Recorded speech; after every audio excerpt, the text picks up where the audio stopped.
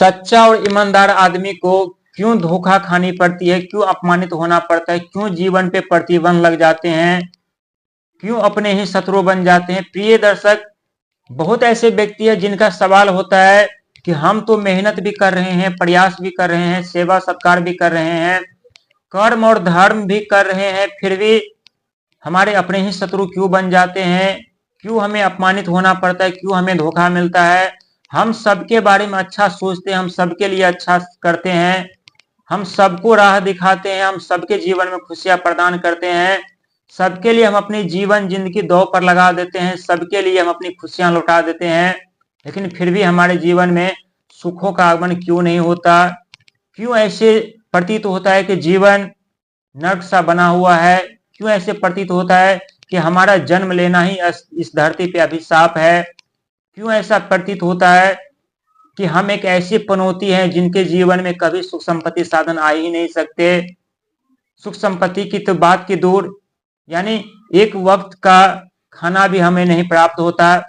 प्रिय दर्शक, ये बहुत ऐसे व्यक्ति हैं जिनका सवाल होता है, लेकिन इसी रहस्य आज हम पर्दा उठाने वाले हैं। और आज के बातें सुन करके आप ये लोग सोचना और बोलना भूल जाएंगे कि जिंदगी अभिशापित है, या हम पनौती है, या हमारे जीवन में सुख संपत्ति या साधन नहीं आ सकते, या हम सफलता और कामयाबी नहीं पा सकते, या हम अपने जीवन में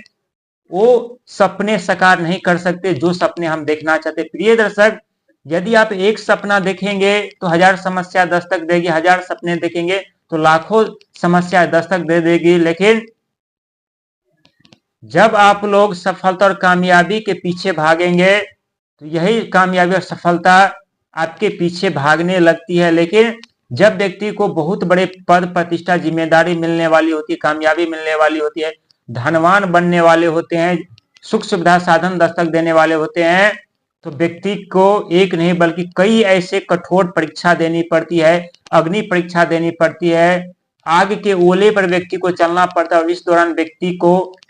अपने छूट जाते हैं, रिश्ते टूट जाते हैं, अब शत्रु उत्पन्न हो जाते हैं, रुकावट बाधाओं का सामना करना पड़ता है, लेकिन उस समय आपका ईश्वर जो है वो आपका हाथ छोड़े रहते हैं, आपका साथ नहीं। इसीलिए आप ऐसा महसूस करते हैं कि हमारा जिंदगी अभिशाप है, हम पनौती है, हम अपने जीवन में सफलता कामयाबी नहीं पा सकते। प्रिय दर्शक, ये सत्य है कि सच्चा और ईमानदार आदमी हमेशा ठोकर खाते हैं, अपमानित होते हैं, लेकिन यही ईमानदार और सच्चा आदमी के जीवन में ईश्वर इतने सुख संपत्ति साधन दे देते हैं जहां समय आने पर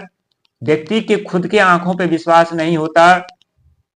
कि इतने बड़े चमत्कार, इतने बड़े कामयाबी हमें कैसे मिल गई, हम कैसे प्राप्त किए। प्रिय दर्शक, यदि आपका मन भावना विचार स्वच्छ है, अच्छा है, और आप ऐसी भावना रखते हैं कि आप लोग दूसरों को मदद करते हैं, भला करते हैं, सेवा सत्कार करते हैं, तो चिंता करने और घबराने की जरूरत नहीं है, क्योंकि ईश्वर ने आप लोगों को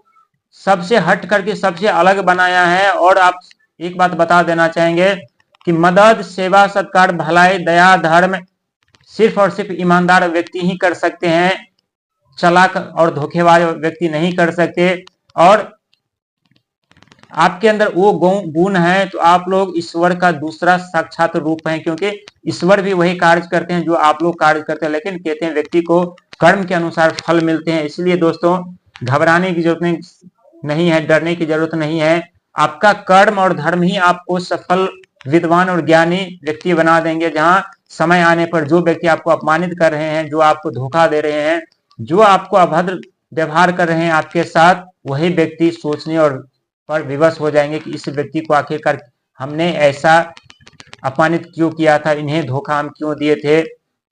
ऐसा ईमानदार आदमी के जीवन में हमने उथल पुथल क्यों मचाया था। वहां आपका सीना गर्व से चौड़ा हो जाएगा कि आज हमारे कर्मों का फल मिल चुका।